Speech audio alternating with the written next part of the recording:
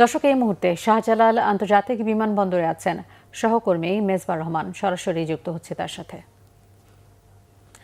মেজবা, আজ মধ্যপ্রাচ্যগামী কতটি ফ্লাইট বাতিল করা হয়েছে এবং বিমান কর্তৃপক্ষ কি বলছে? জি, যে বিষয়টি আসলে আপনি জানেন যে শনিবার থেকে কিন্তু ঢাকার আকাশে ফ্লাইট বাতিল হচ্ছে। তার কারণ হচ্ছে ইরান ইসরায়েলের যে সংঘাত, সেই সংঘাতের রেশ কিন্তু ঢাকার আকাশেও পড়েছে। হয়তো শাহজালাল আন্তর্জাতিক বিমানবন্দরে মঙ্গলবার এখন পর্যন্ত 131টি ফ্লাইট বাতিল হয়েছে এবং আজকে সকাল থেকে ফ্লাইট বাতিলের সংখ্যা রয়েছে 22টি। আমি যদি একটু আপনাকে দেখাই যে সকাল থেকে কিন্তু এখানে মধ্যপ্রাচ্যের দেশগুলো রয়েছে, সেই দেশ গমনে ইচ্ছুক যাত্রীরা কিন্তু এখানে অবস্থান করছে।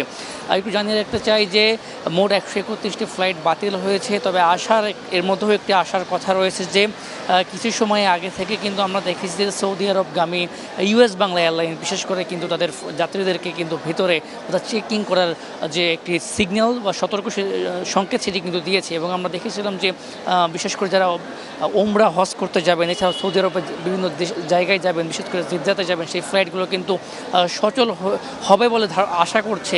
অর্থাৎ সেসব যাত্রীদের সঙ্গে আমরা কথা বলেছি, তারা জানিয়েছেন যে ইউএস বাংলা এয়ারলাইন্স থেকে বলা হয়েছে বিকাল 4:30 নাগাদ একটি ফ্লাইট তাদের চালু হওয়ার সম্ভাবনা রয়েছে, সেই সংকেত তারা পেয়েছে।